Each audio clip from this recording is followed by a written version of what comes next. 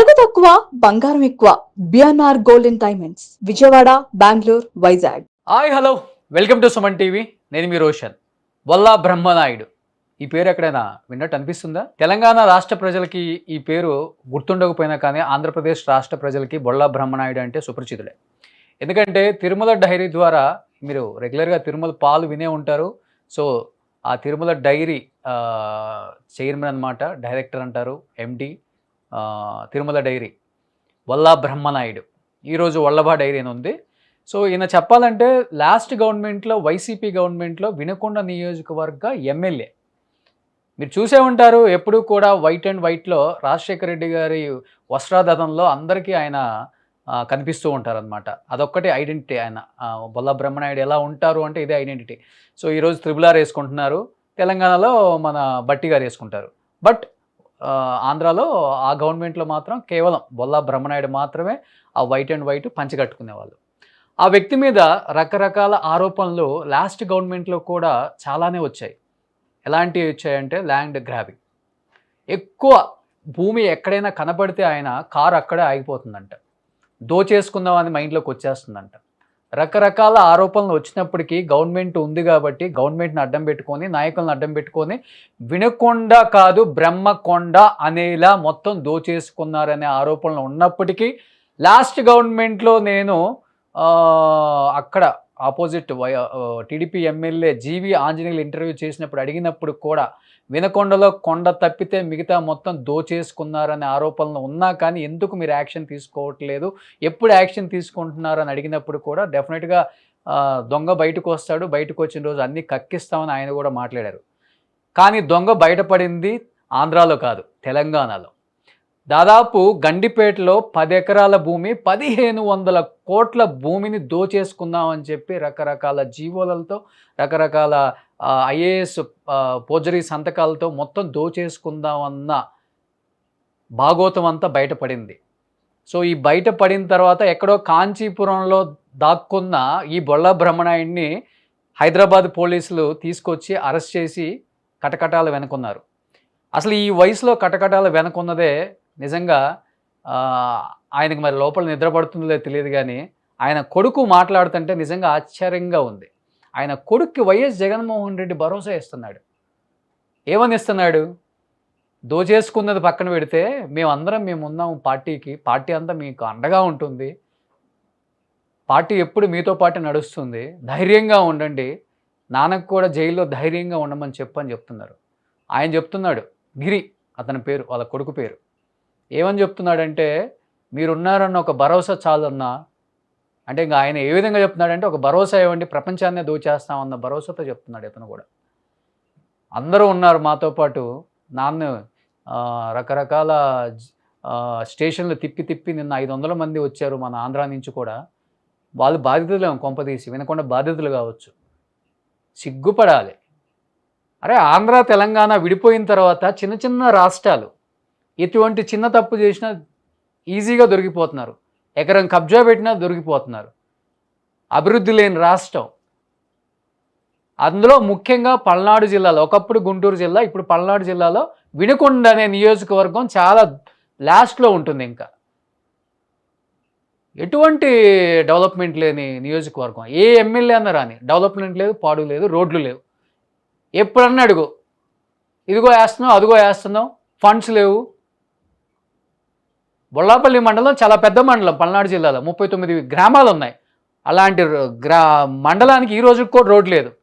నేను ఇదే విషయం మీద బొల్లా బ్రహ్మనాయుడిని చాలా టైమ్స్ అడిగాను నేను. ఇప్పటికీ రోడ్ లేదు, సింగిల్ రోడ్ అయినా గుంతలు, ఇలాంటి ఏమీ పట్టించుకోరు. వినకొండను మాత్రం వినకొండ కొండ చుట్టూ రోడ్లు వేసేసారనమాట. ఎందుకంటే సస్యశ్యామలంగా ఏం చేసుకోవాలి, రియల్ ఎస్టేట్ చేసుకోవాలి, దాందా చేసుకోవాలి. ఇస్తే ఓకే, ఇవ్వకపోతే వాడిని బెదిరించాలి, దోచేసుకోవాలి.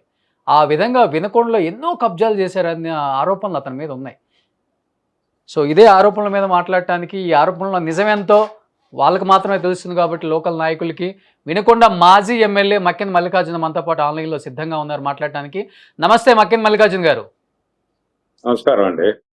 చూస్తున్నాం ఆంధ్రప్రదేశ్ అంటే అభివృద్ధి ఏమో పక్కన పెడితే కానీ నాయకులు దోచేసుకోవడం మాత్రం రికార్డులు దాటిపోతున్నారని చెప్పుకోవచ్చు.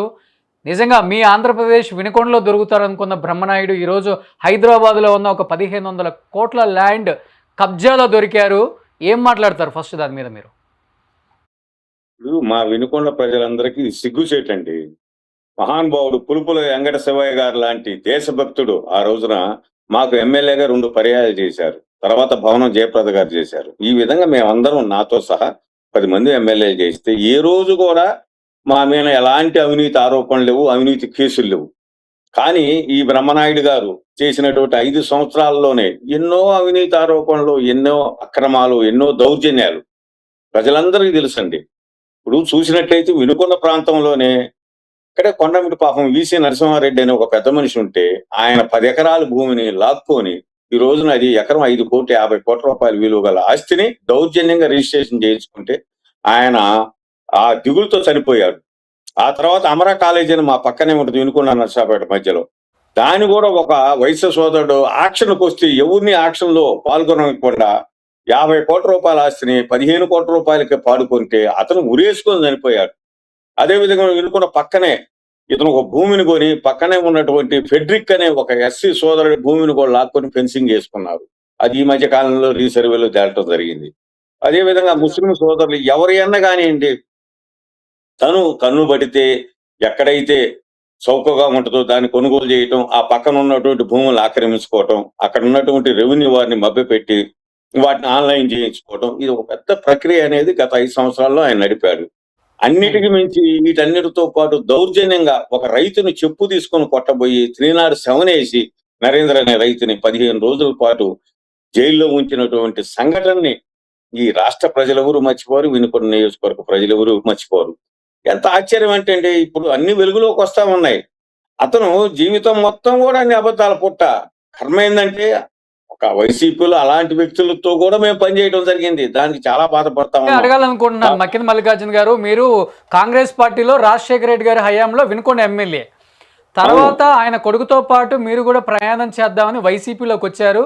సో కొన్ని అనియమిత కారణాల వల్ల లేకపోతే ఫైనాన్షియల్ ప్రాబ్లమ్స్ వల్ల మీకు సీట్ రాలేదు. బొల్లా బ్రహ్మనాయుడికి సీట్ వచ్చింది. మిమ్మల్ని సపోర్ట్ చేయమన్నారు. గవర్నమెంట్ వస్తే మీకు ఒక ఏదో ఒక పదవి ఇస్తా అని చెప్పారు. ఇదే బొల్లా బ్రహ్మనాయుడితో మీరు 5 సంవత్సరాలు కలిసి నడిచారు. ఆ రోజు ఆయన అవినీతి మీ కంటికి కనిపించలేదా? కనిపించినా కానీ కళ్ళు మూసుకొని పోయినాయా? లేకపోతే కళ్ళు మూసుకున్నా కానీ ఎందుకు అంటే భయపడ్డారా, భయపిచ్చారా? ఏమి అనేక సందర్భాల్లో మేము ఆనాటి ముఖ్యమంత్రి జగన్మోహన్ రెడ్డి గారికి చెప్పడం జరిగింది, సజ్జల రామకృష్ణారెడ్డి గారికి చెప్పడం జరిగింది. ఈ విధంగా నరసింహారెడ్డి గారి భూములు, అమరా భూములు కబ్జాలు చేస్తున్నారండి, ఈ విధంగా రైతులు చెప్పు తీసుకుని కొట్టబోతున్నాడు, దీన్ని మేము ఖండిస్తా ఉన్నాం, మీరు కూడా అతను సరిచేయండి అని అంటే చెవిటివాని ముందు శంఖం ఊదినట్లు ఏమీ స్పందించాల. ఆ స్పందించలేదు కాబట్టి మేము కూడా డిఫర్ అయ్యి మేము కూడా పార్టీ మారి ఇతన్ని ఓటమిలో కీలక పాత్ర వహించాల్సి వచ్చింది. ఈ రోజున ఇంకొక విషయం రోషన్ గారు, ఎంత విచిత్రమైన విషయం అంటే ఇప్పుడే బయటకు వస్తున్నాయి. ఈ రోజు వినుకొండలో అతను ఉన్నటువంటి ఇల్లు మొన్ననే గ్రామకంఠంలో ఉందండి. అది దాన్ని మున్సిపాలిటీ వారితో తీస్తే అది గ్రామకంఠంలో అతను కట్టుకున్నటువంటి ఇల్లు, అది దౌర్జన్యపూర్తిగానే వచ్చింది. అదేవిధంగా నర్సరాపేటలో అతను ఉన్నటువంటి ఇంటిని కూడా ఇప్పుడిప్పుడే బయటకు వస్తా ఉన్నాయి. ఒక బ్రాహ్మణులను బెదిరించి, పాపం ఒక పేద బ్రాహ్మణులు బెదిరించి రిజిస్ట్రేషన్ చేయించుకొని కట్టుకున్నటువంటి వాస్తవాన్ని ఇప్పుడే ప్రజలు బయటికి తెస్తా ఉన్నారు. ఎందుకంటే కొంతకాలం కొంతమంది భయంతో నిజాలు బయటికి రానిలేదు. ఈ రోజైతే ఒక్కొక్కటి బయటకు వస్తా ఉన్నాయి. ఆయన శక్తి ఏంటి? ఆయన వెనకుండి నడిపించే వ్యక్తులు ఎవరు? ఎందుకు ఆయన అంత తలపొగరు? ఎందుకు అసలు ఆయనకి? అంటే ఏముంది ఆయనకి? రౌడీయిజం చేయగలడా? గుండాయిజం చేస్తారా ఏంటి అసలుకి? తను మొదటి నుంచి నిరక్షరాస్యుడు అండి, అహంకారంతో పెరిగినటువంటి వ్యక్తి. ఆ పాల వ్యాపారంలో కూడా అహంకారపూరితంగా, మోసపూరితంగా తన పార్ట్నర్లందరినీ కూడా మోసం చేసి పైకి వచ్చినటువంటి వ్యక్తి. సరే, అతని జీవిత నేపథ్యం మొట్టమొదటి నుంచి కూడా సినిమా డబ్బాలు తీసుకొని గ్రామాల్లో వేసుకునేటటువంటి వ్యక్తి, లారీ క్లీనర్ గా, లారీ డ్రైవర్ గా పనిచేసినటువంటి వ్యక్తి, అంచెలంచెలుగా దౌర్జన్యపూరితంగా బయటకు వచ్చినటువంటి వ్యక్తి. అదృష్టం వరించింది, ఎమ్మెల్యే అయ్యాడు. ఎమ్మెల్యే అయిన తర్వాత 60 సంవత్సరాల వయసు దాటిన తర్వాత ఎమ్మెల్యే అయినటువంటి వ్యక్తి ఆయన పరిణితితో పనిచేస్తాడనుకుంటే ఆ బుద్ధి మారలేదు. ఆ దౌర్జన్యాన్ని కంటిన్యూ చేస్తా ఉన్నాడు. ఇప్పటికి కూడా మాట్లాడితే బూతు పదాలండి, విలేకరులు ఉన్నాయి, ప్రజలు ఉన్నాయి, ఇంకొకరు ఉన్నాయి, మాట్లాడే భాష చాలా అసభ్యకరంగా, చాలా అసలు అది వినరానటువంటి భాషను మాట్లాడుతూ ఉంటాడు. కొన్ని రీల్స్ నేను చూశాను, చాలా బూతు మాటలు మాట్లాడుతూ ఉంటారు. అవును, అవునవును. ఇయన్నీ కూడా చాలా ఇబ్బంది అండి. ఇప్పుడు రాజకీయాల్లో పని చేయగలిగినటువంటి చేస్తాం. ప్రభుత్వం నిధులు తీసుకురావడం అనేది, దాన్ని ప్రజలకు అందించడం అనేది, సంక్షేమ కార్యక్రమాలు అందించడం అనేది ఒక ఎమ్మెల్యేగా ఒక బాధ్యత ఉంటది. కానీ ఆ స్థాయిని దాటి ఎమ్మెల్యే అంటే అది ఒక రాజు అనుకోని, రాజే శాసనం, ఎమ్మెల్యే శాసనం అని అనేక సందర్భాలు అతను చేయటం జరిగింది. పక్కన ఉన్నటువంటి మాలాంటి వ్యక్తులు చెప్పినా, ఆనాటి ఎంపీగా ఉన్నట్టు శ్రీకృష్ణరావు చెప్పినా, ఎవరు చెప్పినా అతను వినలేదు. అతన్నే ఆ రోజు ఉన్నటువంటి ముఖ్యమంత్రి గారు కూడా సపోర్ట్ చేయటం జరిగింది. ఆ పర్యవసానమే ఇంత దౌర్జన్యం జరిగింది. ఆ రోజు ఒక రైతుని చెప్పు తీసుకొని కొట్టకపోతే దాన్ని మేము ఎంక్వైరీలో ఎస్పీతో చెప్పి ఆ సిఐని సస్పెండ్ చేపిస్తే ఇతనెళ్ళి మళ్ళీ ముఖ్యమంత్రి గారి దగ్గర తీసుకెళ్లి అదే అంటే సిఐని 15 అదే రోజులు ఆయన ప్లేస్‌లో జైల్లో ఉంటే ఉన్నాడు గానీ, తిరగబడి ఇతను చెప్పు తీసుకొని కొడితే, అతను జైల్లో ఉన్నా కానీ హీరో అయ్యేవాడే. అంటే చెప్పాలంటే ఒకటి సార్ అక్కడ వాస్తవంగా. వాస్తవం అది. కానీ ఆ రైతు కదా కాదు, అన్‌ఎక్స్‌పెక్టెడ్ గా మీరు ఎందుకు మీరు గవర్నమెంట్‌లోకి వచ్చి 2 సంవత్సరాల పైనయింది. ఇన్ని రకాల ఆరోపణలు నిజమని మీకు తెలుసు. మీరు ఆయనతో పాటు కలిసి ట్రావెల్ చేశారు. జీవీ ఆంజనేయులు ఎమ్మెల్యేగా అయిన తర్వాత విప్ ఈరోజు ఆయన. మీరెందుకు యాక్షన్ తీసుకోలేకపోయారు? ఎందుకు బాధ్యతలు బయటకొచ్చినా వాళ్ళకి న్యాయం చేయలేకపోయారు మీరు? ఈరోజు లేదు ఇప్పుడు గండిపేట 1500 కోట్ల ఇష్యూ వచ్చిన తర్వాత ఇన్ని ఆరోపణలు నిజమని మీరు చెప్తున్నారు కదా! ఇప్పుడిప్పుడే ఇప్పుడు ఆ పెట్టిక్ అనే ఒక 2 ఎకరాల సంబంధించి కూడా బయటకొచ్చిందండి. ఇట్లా ఒక్కొక్కటి బయటకు తీస్తూ ఉన్నారు. అయితే అనుకోకుండా, అనుకోని రీతిన కర్మ ఎవరిని వదిలిపెట్టదని ఇతని అహంకారానికి ఆ భగవంతుడు ఆ గండిపేటలో ఒక దారి చూపిచ్చాడు. ఇప్పుడు ఆ గండిపేట దగ్గర నుంచి కూడా అతను శ్రీకృష్ణ జన్మస్థానానికి పోవడం జరిగింది. తప్పనిసరిగా ఇప్పుడు ఈ వినుకొండ నియోజకవర్గంలో జరిగినటువంటి ఈ అన్నిటిని కూడా బయటికి తీసే క్రమంలో తప్పనిసరిగా ప్రభుత్వం పనిచేస్తది. మేము పనిచేస్తాం. ఎవరైతే బాధితులు ఉన్నారో వారందరికీ న్యాయం చేసేదానికి ప్రయత్నం చేస్తాం. మిమ్మల్ని కూడా ఆర్థికంగా ఇబ్బంది పెట్టారనే ఒక మాట ఉంది. నిజమా అది? సరే ఇప్పుడు ఒకటి సార్, ఇప్పుడు ఒక పార్టీలో ఉన్నప్పుడు తప్పదు. కొన్ని ఓర్చుకున్నాను, కొన్ని భరించాను, కొంత నష్టపోయినాను. అయినప్పటికీ నేను ల్యాండ్‌లు కూడా కబ్జా చిన్నప్పుడు చేశారంట నిజమా? ఏమండి? చెప్పుకోవచ్చు. మీ ల్యాండ్‌లు కూడా కబ్జా జరిగినాయా ఏమైనా? ఈ ఏమి లేవు కానండి. ఆర్థిక పరంగా, వ్యాపార పరంగా దెబ్బ కొట్టడం జరిగింది. అయినప్పటికీ మేము ఇయన్నీ తీసుకెళ్ళి ఆనాటి నాయకుడిగా ఉన్నటువంటి జగన్మోహన్ రెడ్డి గారికి చెప్పడం జరిగింది. ఆయన అయోధ్యరామిరెడ్డి గారికి చెప్పారు. ఆ అయోధ్యరామిరెడ్డి గారు ఎన్ని సార్లు చెప్పినా ఆయన స్పందించలేదు. సరే కాలమే దీనికి పరిష్కారం చేస్తని వెయిట్ చేయడం జరిగింది. ఆ సమయం వచ్చింది. ఆ సమయంలో ఇతన్ని రాజకీయంగా ఖచ్చితంగా సమాధి చేయాలని ఒక ఆలోచనతో నేను పార్టీ మారటం జరిగింది. ఈ నియోజకవర్గంలో ఎన్నడూ ఎవరికి రానటువంటి ఘోర పరాభవాన్ని అత్యధిక మెజార్టీతో అతను ఓడించడం జరిగింది.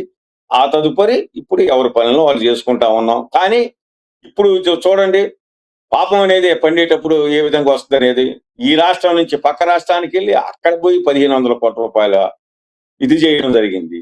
ఇంకా దాన్ని దొరికాడు. దొరికినప్పుడు అన్ని కూడా బయటకు వస్తా ఉన్నాయండి. ఉన్న వాస్తవాలు ఉండి నిజాలండి. అయితే ఇప్పుడు కూడా బాధాకరం ఏందంటే ఇంత భూ కబ్జా జరిగినా ఇది మా పార్టీ అనో పార్టీ వెనకేసుకురావడం అనేది దురదృష్టకరం.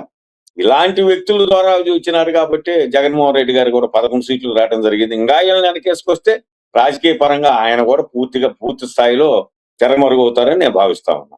చెప్పాలంటే వినకొండ పెద్ద డెవలప్ అయింది ఏం లేదు. రియల్ ఎస్టేట్‌గా ఈయన డెవలప్ అయ్యారనే ఒక ఆరోపణే ఉంది ఫస్ట్ నుంచి కూడా. చెప్పాలంటే రోడ్లు ఎక్కడున్నాయి? సరైన రోడ్లున్నాయా? సార్ ఈరోజు ఒకటి బొల్లాపల్లి మండలం అతిపెద్ద మండలం. గుంటూరు అవునవును. జిల్లాలో ఒకప్పుడు గుంటూరు జిల్లా, ఉమ్మడి గుంటూరు జిల్లా, ఈరోజు పల్నాడు జిల్లా. 39 విలేజ్‌ల పైనున్న ఒక మండలానికి సింగిల్ రోడ్డు గతి లేదు. సింగిల్ రోడ్డు ఆ, గతి లేదు ఇప్పటికి. డబల్ రోడ్డు అన్ని మండలాలకి శాంక్షన్ ఇచ్చారు.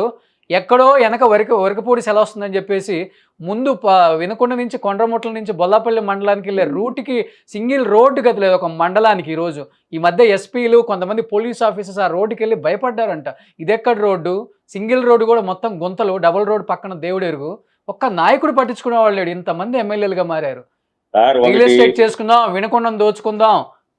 ఇది తప్పితే 2004-9లో సుమన్ సార్ 2004-9లో రోషన్ గారు నేను ఎమ్మెల్యేగా ఉన్నప్పుడు 9 రోడ్లు శాంక్షన్ చేయడం జరిగింది. ఆ రోజున RIDF లో ఇవన్నీ కూడా నాబార్డు నిధులు తీసుకొచ్చి గండి గనవలనండి, అదేవిధంగా పొల్లాపలనండి మీకు తెలుసు వీటన్నిటి కూడా నా హయాంలో చేశాము. ఆ తదుపరి మీ వెనకబడిన మాట నియోజకవర్గం వచ్చాను, వాస్తవం. జీవి గారిని ఇంటర్వ్యూ చేశాను, మిమ్మల్ని ఇంటర్వ్యూ చేశాను. వాస్తవం. తప్పకుండండి అన్ని బయటకు వస్తా ఉన్నాయి. ఆ, నిజాలు బయటకు వస్తా ఉన్నాయి. ఎవరు తప్పు చేస్తే వాళ్ళు శిక్షించబడతారు. మొదట ఒకటండి, రాజకీయ నాయకుడికి అహంకారం, అహంభావం ఉండకూడదండి. ఈ విధమైనటువంటి అహంకారం ఈ విధమైన దోపిడీ విధానం ఉంటే చెప్తుండే. ఇప్పుడు మాకు పలానా వినుకున్నంటే ఇదివరకు మేము పులుపుల శివ గారినో, జయప్రద గారినో, మహాకవి జాషువా గారినో చెప్పుకునేవాళ్ళం. మా వినుకొండ అనంగంలోనే మా జాషువా గారు మా వినుకొండ గడ్డలో పుట్టాడు. పులుపుల వెంకట శివయ్య గారు మహానుభావుడు. ఆయన పెద్ద కవి. ఆయన మాకు చేశాడు. గంగినేని వెంకటేశ్వరరావు ఒక కవి. ఆయన పనిచేశాడు. రాజకుమార్ చీఫ్ విప్ గా పనిచేసింది. ఈ విధంగా మేము చెప్పుకునేవాళ్ళం. కనీసం చెప్పుకోవడానికి జయప్రద గారు ఆ రోజుల్లోనే ఎలక్ట్రిసిటీ మినిస్టర్ గా చేసి మా గ్రామాలన్నిటికీ కరెంటు సౌకర్యం కలిగించారు. ఇలాంటి ఎమ్మెల్యేలు పనిచేసినటువంటి గడ్డలో ఇలాంటి బకాసురుడు బ్రహ్మనాయుడు లాంటి వ్యక్తి బకాసురుడు ఇక్కడికి రావటం ఏంటి? మేము ఎమ్మెల్యే చేయటం ఏంటి? ఈ రోజు పక్క రాష్ట్రంలో పోయి అక్కడ చెంచలగూడలో జైల్లో ఉండటం ఏంటి? ఇంతకంటే అవమానం ఏముందండి? 1500 కోట్లు దోచుకోవాలని చూశారు. వినకొండ మొత్తం మీద ఎంత కబ్జా పెట్టి ఉండొచ్చు మీకు తెలిసినంత వరకు? ఇప్పుడు మీరే వినుకొండ అంటే 2-3 ఎగ్జాంపుల్స్ 300 కోట్ల దాకా చెప్పారు. ఇప్పుడు నరసింహారెడ్డి గారి భూములకు సంబంధించి 40-50 కోట్ల రూపాయలు అది దోచుకున్నారండి.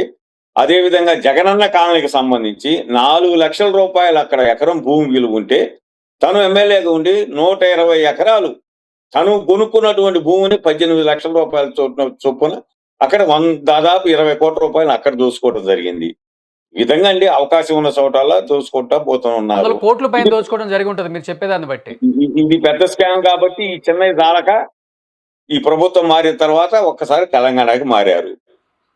అక్కడ భగవంతుడు కరుణించారు. అక్కడ ఉన్నటువంటి పోలీసు వ్యవస్థ, అక్కడ ఉన్నటువంటి రెవెన్యూ వ్యవస్థ యాక్టివ్ గా పనిచేసి ఉన్నటువంటి ఈ భూబకాసురుణ్ణి పట్టుకోవడం జరిగింది. కానీ ఈ వయసులో జైలుకి పోవటం ఇంతకన్నా ఘోర పరాభావం వేరే వ్యక్తికి ఇంతకన్నా పెద్ద శిక్ష కూడా ఏముండదు నాకు తెలిసి. ఏమన్నా సార్, కర్మ ఫలం ఎవరిని వదిలిపెట్టదు. సంవత్సరాలలో జైలుకి పోవటం. మనం చిన్నప్పుడు అయితే మనం చేసిన పాపాలంటే మన బిడ్డలో జరిగాయి. ఇప్పుడు అట్లాగా సార్, ఎవరు చేసింది వాళ్ళే అనుభవించాలా? 73 సంవత్సరాల వయసులో తప్పనిసరిగా ఇతను చేసిన అహంకారం, ఇతను చేసిన పేద ప్రజలకు ఇతను చేసినటువంటి దుర్మార్గాలు, రైతులకు ఇతను చేసినటువంటి అన్యాయాలు ఇవన్నీ కూడా ఒక్కసారిగా వచ్చి ఖచ్చితంగా మంచి శిక్ష పడిద్ది. శిక్ష అనుభవించాలండి. అనుభవిస్తే ఇంకొక రాజకీయాల్లో ఉన్నటువంటి వ్యక్తులు కూడా తప్పు చేయాలంటే భయపడాలి. ఈ విధమైనటువంటి ఇది న్యాయమైన శిక్ష పడిందని మేము అందరం భావిస్తాము. సో ఇప్పుడున్న ఎమ్మెల్యే కావచ్చు, మీరు కావచ్చు, చాలా ఫ్రెండ్లీగా నియోజకవర్గ అభివృద్ధికి ముందుకెళ్తున్నారని మేమందరం అనుకుంటున్నాం. అదేవిధంగా ముందుకెళ్ళాలని, తీసుకెళ్లాలని, అంటే ఇది మళ్ళీ జరగకుండా చూడాలని, అన్యాయం అయిపోయిన వాళ్ళకి న్యాయం మాత్రం చేయాలని మనస్ఫూర్తిగా కోరుకుంటున్నాను మక్కిన్ గారు. తప్పకుండా సార్, ఎంతో మంది, నిజంగా ఎంతో మంది, మీరు చెప్పింది కొన్ని పేర్లే కానీ చాలా పెద్ద లిస్టే వచ్చింది మాకు. ఎంతో మంది కొన్ని మండలాలు అయితే దోచేసుకున్నారు.